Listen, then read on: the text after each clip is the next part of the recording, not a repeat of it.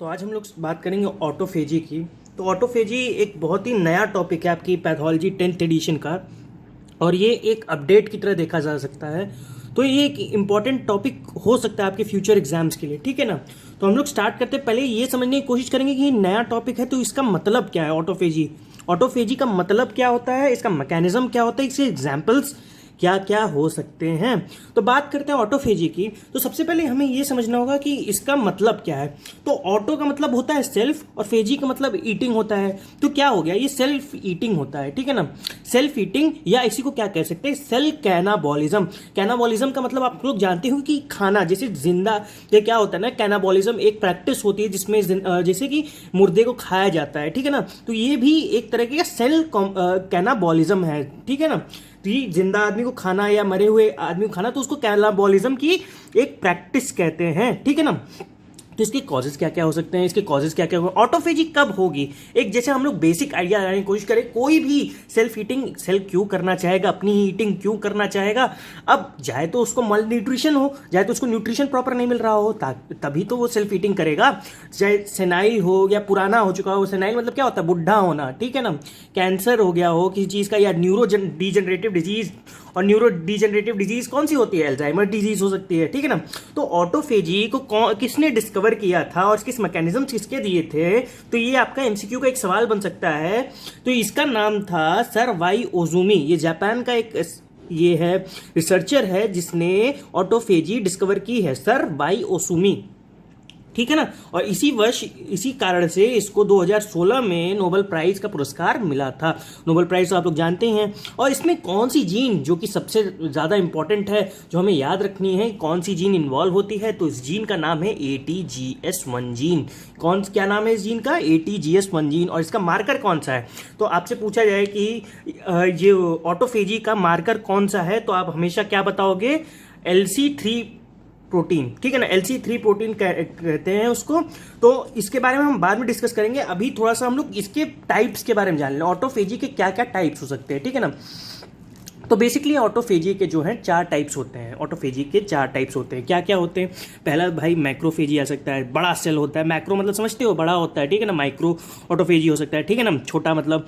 चैपरॉन mediated autophagy, ठीक है। चैपरॉन आप लोग पढ़ा है, मिसफोल्डेड प्रोटीन्स होते हैं, ठीक है ना। और माइटोफेजी होता है। माइटोफेजी के अंदर कौन सा, माइटोकॉन्ड्रिया। जैसे अब देखो किसी भी ऑटोफेजी का मतलब तो सेल्फ ईटिंग हो गया, ठीक है ना। अब उसके नाम के आगे हम लोग क्या जो भी लगा दे तो उसकी फेजिंग, जैसे माइटोकॉन्ड्रिया की अगर सेल्फ ईटिंग हो जाए तो उसी को क्या कह देंगे, माइटोफेजी कह देंगे। अगर इसी तरह लाइजोसोम की मीडिएटेड तो लाइजोफेजी कह सकते हैं, ठीक है ना। तो एक जनरल मैं एग्जाम्पल दे रहा हूँ इसके, लेकिन बेसिकली 4 मेन मैकेनिज्म होते हैं।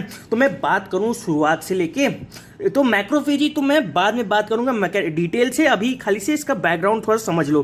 तो मैक्रोफेजी में क्या दिख रहा है आपको, एक मेम्ब्रेन टाइप की दिख रही है, ठीक है ना। ये मेम्ब्रेन बाद में बड़ी हो गई और इसी को ऑटोफेगोसोम कह देंगे हम। इसके अंदर ये माइटोकॉन्ड्रिया है, ये डिफरेंट सेल ऑर्गेनेलीज है। अब इसके साथ बाद में क्या हुआ, एक लाइजोसोम फ्यूज कर गया, और ये लाइजोसोम फ्यूज किया, अंदर गया। लाइजोसोम क्या करता है, डिस्ट्रक्टिव एंजाइम्स होते हैं, ठीक है। डिस्ट्रक्टिव एंजाइम्स हुए तो इसको डिग्रेड कर दिया, ठीक है ना। ये मैक्रोफेजी का ये आपका हो सकता है, मैक्रोफेजी का, ठीक है ना। मैक्रो ऑटोफेजी, यहाँ पे मैक्रोफेजी है, ठीक है ना।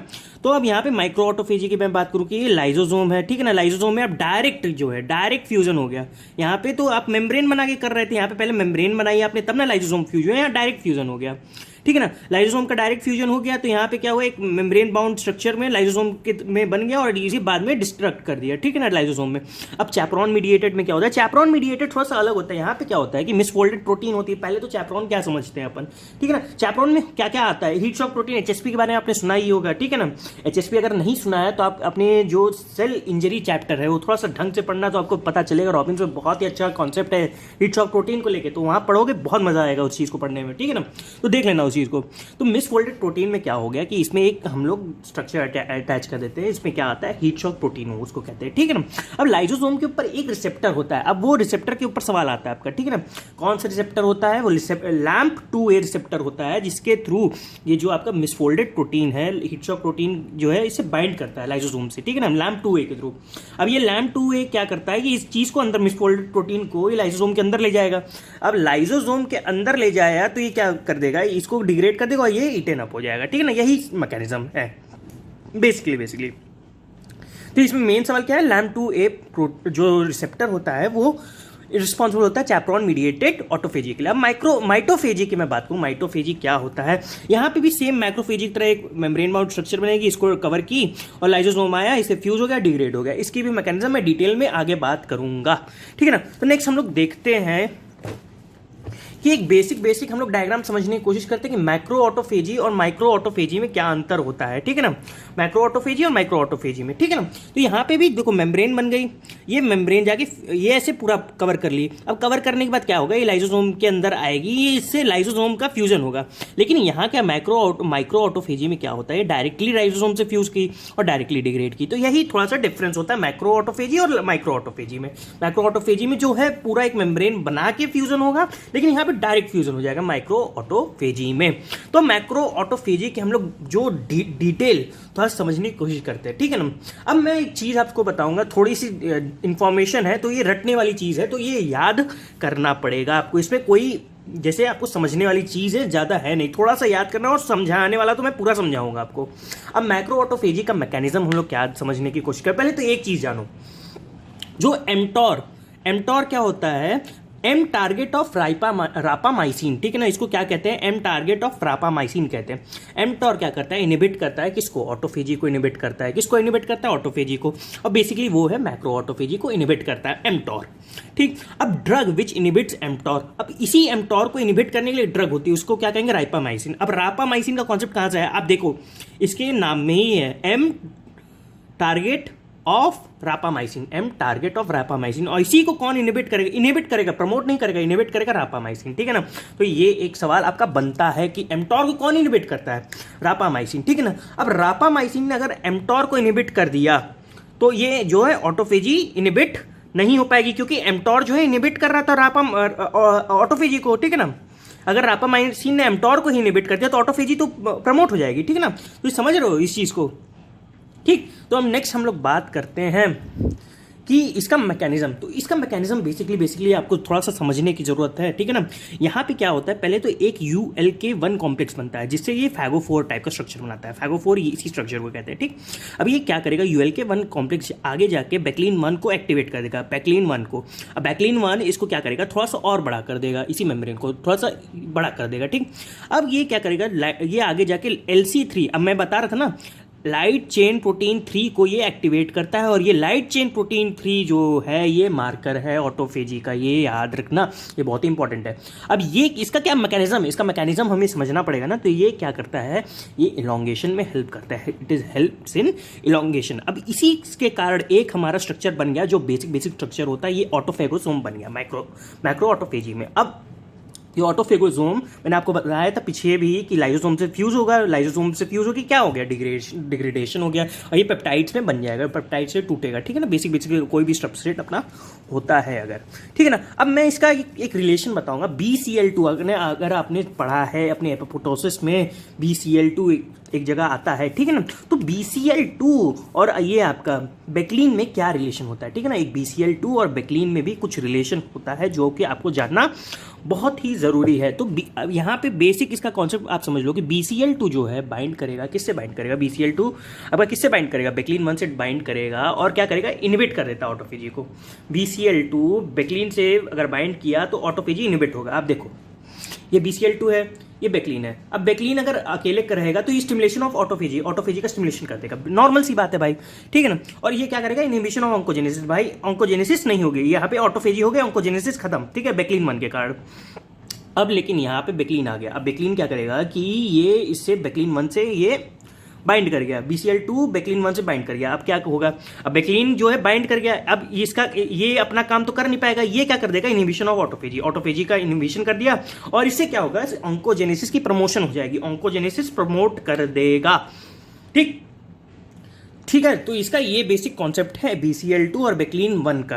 अब रापामाइसिन क्या होती है, मैंने आपको बताया कि अब हमको ऑटोफेजी क्यों डिस्ट्रक्टिव है या कंस्ट्रक्टिव पाथवे है, ठीक है ना। हाँ तो भाई मैं कह रहा था कि ऑटोफेजी जो है, अब मेरी मानो कि ऑटोफेजी जो है एक कंस्ट्रक्टिव पाथवे है, ठीक है ना, एक कंस्ट्रक्टिव पाथवे, ऑटोफेजी होना ज़रूरी है। अगर ऑटोफेजी हुई, मैं मानता हूँ कि अगर ऑटोफेजी, मेरे हिसाब से अगर ऑटोफेजी हुई तो सेल वहीं का वहीं खत्म हो जाएगा, ठीक, और जो ऑन्कोजेनेसिस है वो इनिबिट हो जाएगा वहीं का वहीं। लेकिन अगर ऑटोफेजी इनिबिट हो गई, मान लो ऑटोफेजी इनिबिट हो गई, तो सेल तो आगे रहेगा, ठीक, तो ऑन्कोजेनेसिस भी कर सकता है, वो कैंसर फॉर्मेशन को में जा सकता है। इसलिए मैं मानता हूं कि ऑटोफेजी जो है कंस्ट्रक्टिव पाथवे है, हमारी बॉडी के लिए एक जरूरी पाथवे है, ठीक है ना। सर वाई ओशुमी ने इसको ढूंढा था एक बार, और आप लोग याद रखना इस चीज को, ठीक। अब मैं आपको बताऊंगा माइटोफेजी का मैकेनिज्म कैसे होता है, माइटोफेजी, और माइटोफेजी होता क्या है दरअसल, ठीक है ना। माइटोफेजी मतलब क्या होता है, डैमेज माइटोकॉन्ड्रिया है तो उसको ईटन अप करना है, ठीक है ना, उसको डिग्रेड करना है। तो इसमें दो रिसेप्टर आते हैं डैमेज माइटोकॉन्ड्रिया के अंदर, ठीक है ना, एक पिंक वन, और माइटोफेजी में दो चीज़ें आती हैं जिनको आपको याद रखना है, एक पिंक वन, एक पार्किन, ये दो चीज़ों को याद करना है। ये क्या होता है, इस पे अटैच करता है डैमेज माइटोकॉन्ड्रिया पे, यहाँ पे क्या बनने लगता है, आइसोलेशन मेम्ब्रेन बनने लगता है, इसको पूरा ऑटोफेगोसोम में कवर कर लेता है, यहाँ पे लाइसोसोम आता है, यहाँ पे फ्यूज हो जाता है। तो बस यहाँ पे दो चीज़ें आपको याद करनी है कि माइटोफेजी में दो ही चीज़ रिस्पॉन्सिबल होती है, कौन कौन सी, पिंक वन और पार्किन, ठीक है ना, ये एक चीज़ याद रखनी है। अब इसका मार्कर मैंने आपको बताया था कि LC3 होता है, और जीन्स, इसमें कुछ जीन्स होती हैं, बहुत सारी जीन्स। ये मैं जो मैक्रो ऑटोफेजी का मैंने आपको पूरा मैकेनिज्म समझाया, ये पूरा मैकेनिज्म में बहुत चीज़ें इन्वॉल्व होती हैं, लेकिन मैंने आपको सबसे आसान मैकेनिज्म समझाया है, ठीक है ना, सबसे आसान मैकेनिज्म समझाया है जिसको पढ़ के आप मतलब कि कोई भी क्वेश्चन अपने नीट PG तक का कोई भी क्वेश्चन सॉल्व कर लोगे, ठीक है ना। अब देखो, इन्फॉर्मेशन का कोई अंत नहीं है, ठीक है ना, मेडिकल साइंस में इंफॉर्मेशन का अंत नहीं है, लेकिन आपको क्या करना है, अपने काम की चीजें उठानी है और उसको याद करके हटाना है, ठीक है ना।